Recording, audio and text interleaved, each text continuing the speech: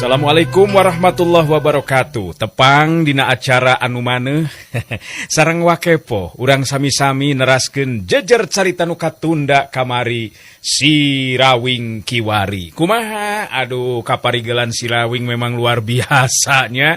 Mohon beuki dieu si Rawing beuki pogot kalayan kasugri mitra-mitra anu biasa ngadangukeun acara dongeng Kiwari garapan wakepo Kiwari neraskeun si Rawing Kiwari. Lah luar biasa malika lali sabab eta landian tebet asa deukeut kana pribadina anu memang rumasa ceulina nu sabelah Marawing. Loba kolot-kolotna anu aduan mah terus ngadaratangan kamarlan anu maksudna mah maradukeun yen Darma atawa si Rawing termen pisan gelut ributan. Malah barudak anu sapantar di eta lembur get geus taya anu bisa ngalawan ka si Rawing anu tetela bisa ulin ilmu silat. Saperti waktu harita Marlan ngajakan ngobrol ka Darma alias si Rawing teh. Dawing, sabenerna mak mang teh geus mineng teuing kadatangan ku kolot-kolot anu barudakna kungsi ribut jeung Rawing. Jadi beuki dieu teh bet asa beuki era. Alusna mah ulah lawanan Rawing. Cek Marlan ngak mangkeun ka si Rawing teh, sabab memang umurna beuki nambahan ngan duka ting kumaha Marlan jadi hoream rek kulawargaan teh. Kanyaahna ditamplokeun ka si Rawing sangkan jadi jalma anu bisa malespati jiwa bapana mikarta anu memang guruna. Si Rawing neuteup ka Marlan anu salela ieu geus dianggap kaganti kolotna oge nu sakaligus oge guruna. Rawing kudu cicing wae lamun dihina ku budak nu sejen. Pang-pang nama lamun geus nyabit-nyabit ngeunaan emak jeung bapa, Rawing masuk ambak mang. Cek si Rawing negerakeun isi hatena. Memang teu ngabibisani mang oge. Nganu matak ayeuna diajakan ngobrol ku mang teh aya bahan picaritaeun ka Rawing teh. Anu tumali jeung amanat bapa, nyeta amanat bapa Rawing baheula. Nah naon kitu mang? Salah teu bejakeun ka Rawing. Kieu. Bapa hidup geus amanat ka mang, sangkan ngajaga jeung api ngajaring hidup. Malah siga nu geus terus rasa memeh kajadian Rajapati teh. Kungsi nyarita ka mang. Pikeun ngasakeun pangarti leuwih hade cenah datangan we Mbah Wigena anu aya di Arga Binangun anu kawengku ku daerah Cianjur. Ku cara kitu tangtu bakal leuwih asak ilmu anu kacangking. Kitu di antara eta amanat Rawing, cek Marlan kakara harita nyarita. Si Rawing neuteup ka Marlan anu memang karasa kanyaah jeung pangjejeuna, dirina geus dianggap saolah-olah anak ku Marlan. Jadi maksud mang teh urang kudu nempungan Mbah Wigena mang. Nah tuh urang jugjug we tepungan mang, sabab terus terang karep dina hate moal we panasaran lamun uing can bisa malespati ka si bewok jeung anak-anak buahna mang. Paneuteub si Rawing sumuhurung lantaran kahudang di amarahna. Nu matak mang teh boga pikiran hayang nyobaan nepungan Rawing. Sugan we masih keneh aya di kieuna sabab mang moal kagok hayang ngajadikeun Rawing. Jadi hiji jago anu bener-bener mampu numpu sagala rupa kajahatan. Sabab ku ancurna kulawarga urang lantaran pokana jalma-jalma nu jahat. Bener mang. Lamun uing geus jadi jago, jalma-jalma nu jahat teh moal diantepkeun mang ku uing mah. Sabab lamun diantepkeun nya bakal tetep jadi gangguan pikeun rahayat leutik anu teu bisa nanaon mang. Jiwa satria si Rawing teh telah geus ngawujud. Hiji kabagjaan jeung jadi leueus pikeun Marlan dina waktu harita. Atuh puguh we si Rawing teh da ari perupa mah memang kasep geus bisa kasawang ku Marlan oge. Upama dina waktuna si Rawing tumuwuh jadi jajaka anu manjing dewasa tangtu mibanda rupa nu kasep. Ngan hanjakalna teh eta meureunan ceulina sabelah Rawing. Mang panuju Rawing. Sabab hidup sanajan nyata can dewasa tapi geus mibanda jiwa satria. Sikep lalaki sajati memang kudu kitu. Ngan pikeun ngawujudkeun eta cita-cita tangtu we teu cukup ngan ukurku kahayang bungkul, tapi kudu dibarengan jeung kadaekna. Jadi kumaha yeuna maksud Mang Marlan? Cingan uing bade nyaho mang? Si Rawing harita menta katerangan nu jelas pikeun dirina nantukeun sikep. Nu mata maksud mang teh kieu Rawing. Sabab di dieu mah bet jadi kalah kaloba pi omongeun lantaran loba kolot-kolot anu aduan nu sok padahal mah anakna nu salah. Tetapi nyalahkeun teh ka urang. Sedengkeun urang jalma malarat Rawing. Jadi asa tengeunah lamun kudu paloba-loba carita. Tah ku ayeuna kitu, maksud Mang marek ngajak Rawing ulin ka Arga Binangun. Kumaha kira-kira daek? Ih, ari wing mah nya daek pisan, Mang. Sabab wing mah hayang. Wing mah pokona mah can puas hate, can genanya hate. Lamun uing can bisa numpas anu ngaran si Bewok jeung anak buahna anu ngadeus ngalantarankeun hirup uing jeung Mang Marlan jeung Bapa uing jeung Ma uing jadi kieu.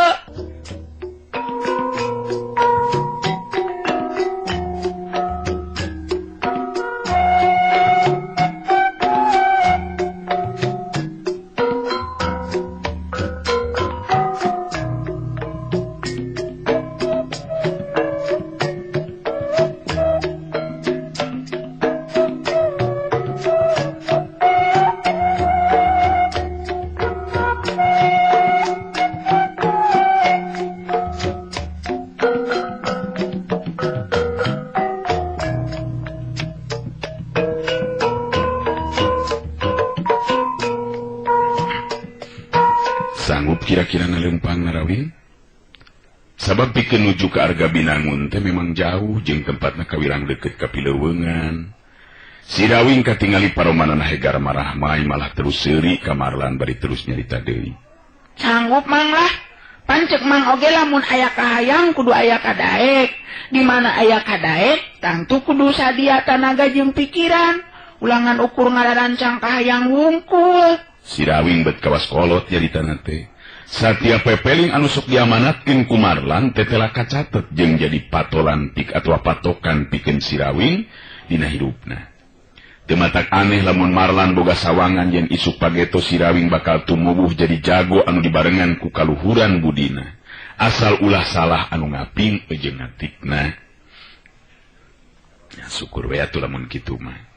Sabab keur emang mata can lugi nanya hate jeung moal waleh panasaran lamun teh mah can bisa males pati balitungan jeung jadug karaman macan liar. Nyatan si Bewok teh kitu Rawing. Sarua we sanajan wing ge kitu pisan Mang. Leuwih hade aja ti ayeuna lamun si Rawing teu bisa males pati. Nya atuh kumaha lamun isukan subuh urang nyobaan miang. Neangan laratan ngeunaan Mbah Wigena guru Bapa Hidep. Sabab ku cara kitu urang bakal narima langsung pangabisa guru pupuh mangrupa sumber pancerna ilmu urang. Berenang bakal leuwih asak ajen pangarti nu kacamking ku urang pang-pangna Mang hayang ngajejeuhkeun hidep Rawing. Rada ngageleter sora Marlan waktu harita sabab kahudang diingetan anak-anak kejadian anu lumangsung turut tumiba ka eta pilemuran. Si Rawing oge sarua ingeteun anak kaduh kahudang deui kana kejadian anu tumiba ka indung jeung bapana. Mang Marlan, iraha tuh orang miang ke Arga Binangun teh Mang. Rawing memang geus teu betah ya di lembur teh. Sabab lolobana mah tatangga teh bangun nu ngewa Mang. Bener Rawing. Nu matak isuk subuh urang miang. Ngan kade sing kuat ya lamun kudu leumpang jauh. Sabab lumaku teh lin lampas sakedeung Rawing. Beres lah Mang. Lebih suka kene miang bisa nitenan kayan di lemur sejen. Tibatan aya di lemur sorangan bari jeung kayan sok aya we papasean mah. Penting harita si Rawing jeung Marlan sare tibra. Kasubuhnakeun duanana harudang sanggeus ngarasa cukup bekal keur di jalan. Da pugu ini tetangtu lila. Akhirna duanana harita arinit geus nuju ka tempat nu dijujuk. Puguh rumahku teh memang jauh tacan tangtu bisa tepi ka poe. Tapi Marlan bener-bener muji ka si Rawing, anu jelas katingali teu capek sigana teh. Parang dahar nyimpang ka warung, kapetingan terus sare di jero tajuk. Pabebeurang harita teh sanggeus 2 poe lumampah, Marlan ngajakan si Rawing leureuh pikeun dahar di salah sahiji warung nu aya di eta lembur. Nu boga warung teh tetela awewe kolot anu someah ngabagiakeun ka Marlan jeung si Rawing. Marangga calik Ujang, bade ngeresakeun naon Ujang teh, rek dahar atawa ngopi ya Ujang. 2 alas malah kabeneran can kararabana naon ieu teh. Ceuk Marlan minta dahar 2 alas. Atuh si ma warung gancang harita mani giakna keranan, mairan kana pamenta Marlan. Nu boga warung teh tetela beuki ngobrol deui, teu matak aneh lamun sajeroning dahar teh bari jeung ngobrol. Katingalina mah ku emak si Ujang siga nu geus lumampah jauhnya. Di mana ri Ujang? di lembur Jatisari mah. Oh, atuh jauh Ujang. Ari ieu saha budak? Ai maksud anak Ujang. Cek si Mawarung bari ngareret ka Sirawing. Alo itu mah ngahaja puguh hayang milu dari budak lalaki mah kudu lamparnya mah. Nya bener gitu Ujang, ulah cara anak emak boga anak lalaki teh meniku uleun pisan. Eueuh kahayang sigana teh gawe ngan ukur nangkep harigu, loba ngalamun teu puguh da eta tuh, mikiran bebeureuhna anu dibawa kabur ku rampog. Marlan kerung bari jeung neuteub ka si Mawarung. Terus harita nyarita deui. Nah dibawa ku rampog kumaha kitu mah. Maksud mah teh bebeureuh anak emak aya nu nyulik. Nah, tulen ditulungan. Rek kumaha nulungan anak tuh Ujang. Saha nu wani barina oge kana karaman macan liar nu jadugna si bewok teh ya. Geus jadi korban eta mah moal aya nu wani nyusul. Cek si Mawarung nyaritana rada humandeuar. Marlan bet jadi penasaran ngadengi omobol atawa gorombolan macan liar anu disabit-sabit ku si Mawarung. Nya kitu di Dharma alias Sirawing harita Sirawing milunanya. Naira kitu gorombolan macan liar ngaranjah ka ilmun mah. Cek Sirawing penasaran hatena. Ih, puguh geus aya saminggu nu kaliwat mah. Koredas beak, harta beak, segala rupa banda emak mah. Untung sawari mah disumputkeun dina jero taneuh deukeut kandang domba, lamun teu kitu mah beak kabeh lapur. Marlan ungut-ungutan. Tetela gorombolan macan liar teh beuki mah habu wae tindakanana. Lembur-lembur meh geus karanjah kabeh sigana teh. Bener-bener geus meh kabeh lembur karanjah sigana mah ku gorombolan macan liar Rawing. Cek Marlan ngareret ka Sirawing. Bener mah, karunya we ku anak nasi mah. Leungiteun bebeureuhna dibawa kabur ku eta gorombolan. Si Mawarung ngarenghap narik napas panjang bari terus nyarita deui. Ngan eta mah manu mata kaget teh. Geus puguh ari harta banda mah, ieu mah awewe nepikeun ka dipaling sagala rupa. Bet kuasa teuing-teuingeun pisan. Mangkaning maksud mah rek buru-buru dikawinkeun ku mak teh. Udah puguhan hiji-hiji nak mah boga anak anu geus dewasa teh. Malah tatangga masuk nyaritakeun karunya teuing cenah ku nasibna makeno. Boga anak teh jadi ngahintul unggal poe ngan ulang jentul kalaleban ku kabogohna. Makeno nyaritakeun ngeunaan kayan kulawarga anu jadi korban kaganggasan gorombolan macan liar. Hari kudu mah dicaritakeun kuring jeung ieu alo oge sarua deui mah mangrupa korban gorombolan macan liar. Anu memang beuki dieu teh beuki mah habu tindakanana meh satiap lemburan geus karanjah ku eta karaman. Baru di lembur Ujang oge saruanya, beu ambe nyaan lamun kitu mah gagalaksakna teh gorombolan teh. Mama mikir teh nah eueuh anu mampu kitu numpes eta gorombolan Ujang. Ku ayeuna mah moal aya nu sanggupkeun mah. Sabab jelas kekuatan gorombolan macan liar lain lawan-lawanan jalma biasa. Puguh memang arahli dina kaributan. Nu mata kitu Ujang mama mah sok jadi prihatin kitu kan jadi anak ayeuna teh kitu be siga nu ngajublag. Ulang jentul sok sieun terus ngagrebeg we gelo mama. Si keneh mending leungiteun bebeureuh mama. Ta ieu alo kuring mah leungiteun indungna diculik sarta bapana nepikeun ka hanteuna jadi korban kaganggasan si bewok. Marlan nyaritakeun ngeunaan nasib nu karandapan ku indung bapana Sirawing. Bener mah, nasib anu karandapan kuing leuwih nyeri jeung peuri karasana mah. Sirawing milu mairan ngomong. Makenoh neuteub antep ka Sirawing asa rada kaubaran hatena. Sabab tetela geuningan aya nu leuwih goreng nasibna anu mangrupa korban gorombolan macan liar. Tapi eta si Ujangnya oge budak keneh kitu tabahnya nying hareupan cocoba sarupa kitu. Cacakan emak mah ku anak anu geus gede oge tetep be jadi pikiran jeung eta di mama anu teu kaharti teh kaayaan di ieu lembur ayeuna Ujang. Makeno beuki lila teh beuki resepeun ngobrol jeung Marlan sigana teh. Nanaon kitu nuhun teu kaharti teh mah. Nya ti sabang prakajadian ieu lembur diranjah ku gorombolan macan liarna si bewok. Aya nu datang dua lalaki 3 poe ti sanggeusna kajadian ieu lembur dirampok ari ngakukeunana nama jawara ti kulon cenah. Nya maksakeun maneh keukeuh hayang milu bubuara di ieu lembur pikeun ngajaga keamanan cenah. Ngan ayeuna teh jadi aya aturan anyar. Nah, ieu aturan anyar kumaha kitu mah? Nya setiap bulan sakali cenah kudu mere upeti ka eta 2 jalma anu ngakukeun jago ti kulon teh. Keur nya buruhan eta we meureunan jua jago nu ngajaga keamanan di ieu lembur teh we meureunan. Jadi nambahan karudet kana kahirupan.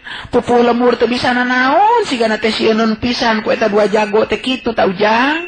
Marlan jeung Sirawing sini teuteub.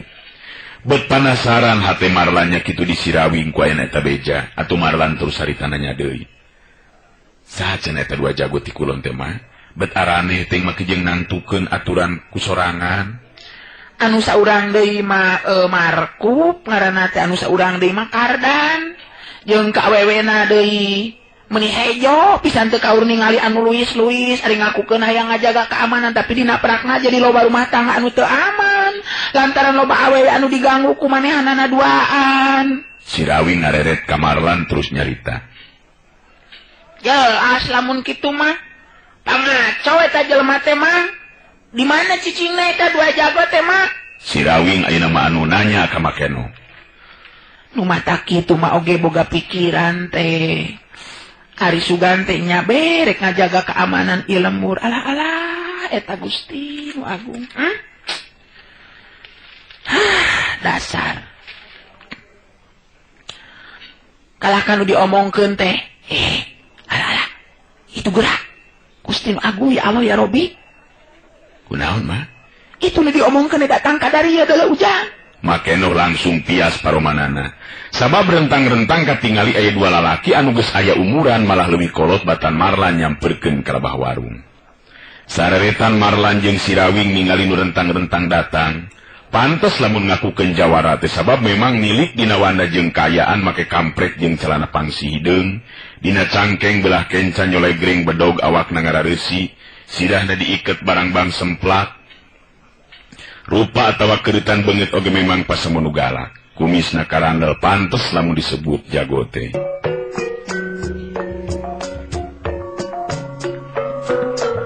Anu datang teh memang tayalian ti Makrup atawa Markup jeung Kardan anu keur diarobrolkeun.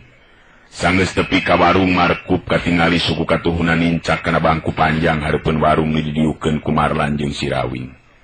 Teteupna antep ka Makeno bari teu lila terus nyarita. Cik minta dahar geunah mah, balas we lah, bari sadiakeun keur dahar saminggueun tatatan eta. Kumaha? Eta sadiakeun nyato anu saminggueun atahna we. Nah, eueuh beasna duitna. Bari sakalian we bungkus keur dahar keur limaaneun, hitung-hitung upeti be dipentayeun ayeuna. Sok lain kalah kamelong, bis dikade ku aing geuras goblok. Cek Markup harita, ngajago pisan sigana teh abong ka awewe anu geus kolot. Ai Kardan harita ngadeuketan ka lebah Marlan, leungeun katuhun nepak kana tak-tak Marlan bari nyarita. Keur naon ye kisanak? Dahar mah disebut kitu. Lain urang ieu nya. Marlan ngareret ka Kardan. Dua teutepan harita bantrok sedengkeun Sirawing ngawaskeun bari hate geus teu kuat ku piambekeun. Kalawan sikap anu tenang Marlan terus nembalan. Memang. Kuring mah lain urang dieu. Datang ka dieu ngahajang ngadon leureuh hayang dahar. Tapi mayar daharna oge. Sabab era ari kudu teu mayar mah. Cek Marlan sikapna jelas teh sopan. Da puguh cek pamikirna eueuh hartina sopan ka jalma saperti kitu mah. Ai Markup jeung Kardan silih teuteup kawilang wanian caritaan Marlan teh. Sabab sacara teu langsung geus nyindiran ka maranehanana duaan. Markup jolnya we ambek nurunkeun suku katuhuna anu nincak bangku nyamperkeun ka gigireun Marlan bari nyarita. Si laing wanian make jeung nya capek kitu sagala rupa goblok. Nyindiran ka dewek si laing cacing. Anta nyaho dewek jago di ieu tempat, di lembur. Ngajaga keamanan goblok. Lamun nya oge anu ngajaga keamanan, ulah ngaruksa keamanan kahirupan batur atuh. Ari barang penta ngarugikeun mah jelas ngaganggu kana keamanan. Cek Marlan teh sieun ku polototna panon Markup. Atuh puguh Markup jeung Kardan jadi penasaran sabab aya jalma anyar pinami anu wani ngalawan caritanana. Maneh sigana mah geus bosen hirup meureunanya, wani nyarita kitu ka dewe, sasilengaran. Kuring Marlan, dek naon kitu? Parlan mah ngampar di jalan goblok. Is Marlan. Sirawing kawilang budak anu wanian tur gampang ka hudang nafsuna. Harita terus milu nyarita. Jelema emang kudu diwana mantu man. Uing ake wani gelut jeung jago butut kieu malah. Nah, ngakukeun jago tapi na jago kana hakaneun koplek teh. Sirawing teu leum-euleum. Atuh puguh markup jeung si Kardan teu nepikeun kabun celik panonna puguh teu nyangka si Rawing budak satepak wani nyarita kitu. Waktosna geuning seep. Urang cekapkeun dugi ka dewe latunya.